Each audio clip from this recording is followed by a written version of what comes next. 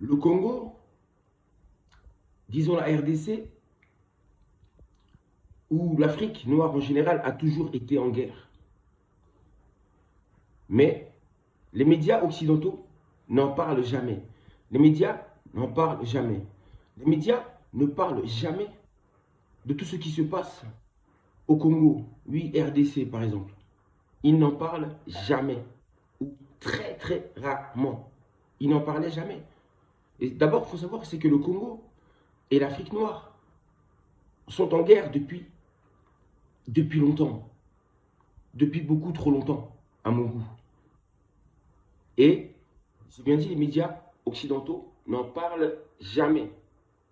Tout ce qui se passait même durant ces 30 dernières années, ils n'en parlent jamais. Ils étouffent ce qui se passe là-bas. Puisque c'est pour leur intérêt, c'est pour leur propre profit. Le profit même des Occidentaux. C'est pour leur peuple. Donc, personne ne dit jamais rien des malheurs des Congolais ainsi que du peuple noir. Là-bas en Afrique, sur leur terre. Tout le monde se tait.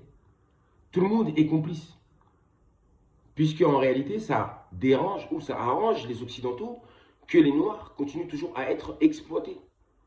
Puisque c'est cette exploitation-là qui leur permet justement de remplir leurs assiettes, d'avoir du travail, de pouvoir avoir des loisirs, d'avoir des belles voitures, des beaux vêtements, etc. Donc vous comprenez, c'est grâce à l'exploitation des Noirs. Personne ne dit jamais rien. Tout le monde est complice. Tout le monde est coupable. Mais j'ai dit que personne n'en parlait jamais. En tout cas, les médias. Mais maintenant qu'il y a les réseaux sociaux, le monde se met à parler du Congo. On parle de plus en plus du Congo, partout actuellement autour du monde. Il y a des gens qui ne connaissaient même pas le Congo, mais aujourd'hui, ils connaissent le Congo. Ils connaissent ce nom. Il y en a qui ne connaissaient même pas ce nom.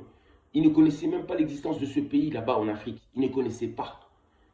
Mais, étrangement, miraculeusement, aujourd'hui, le monde ne cesse de parler du Congo. Les gens savent que le Congo existe dorénavant. Mais en réalité, vous savez, ce qui se passe actuellement, c'est le monde qui est en train de faire de la promotion, de la pub. Vous savez, quand un CD doit sortir ou quand un film doit sortir, on en fait toujours la promotion avant. Mais en réalité, c'est le monde, c'est la vie qui a permis que le monde, que l'humanité fasse la promotion du Congo avant son avènement. Avant le retour du grand royaume Congo, il fallait d'abord que ce retour soit annoncé. Il fallait que le monde sache d'abord que le Congo existe. Qui est le Congo? Quel est ce pays? De plus en plus, le monde parle de l'Afrique. On parle d'un réveil du peuple africain, des pays noirs. On en parle. Leurs noms sont cités, même si ce sont des noms donnés par des Occidentaux. Mais enfin bref, on parle beaucoup de l'Afrique en ce moment.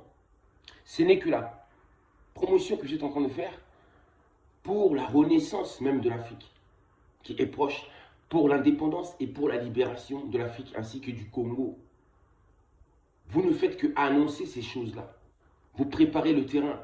Le monde attend l'avènement ou le retour tout simplement de ce grand royaume qui est le grand royaume Congo.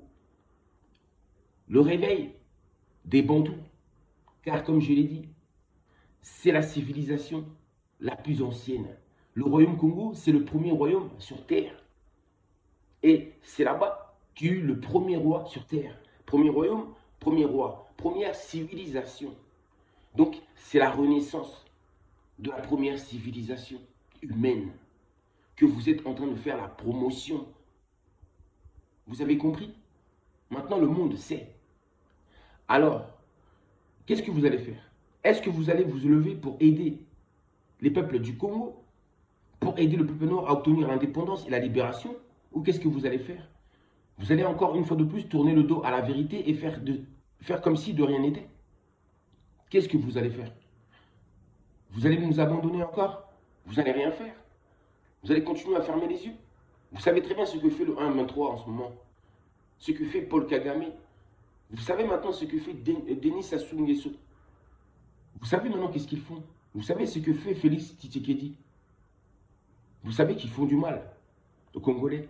Vous savez que vos nations aussi profitent de ces minerais-là qui sont pillés au Congo. Vous le savez maintenant, puisque vous êtes informés maintenant. Il y a les réseaux sociaux et à tout. La vérité est dite, vous la connaissez. Mais qu'est-ce que vous allez faire? Vous allez fermer les yeux une nouvelle fois et continuer à profiter des malheurs des autres?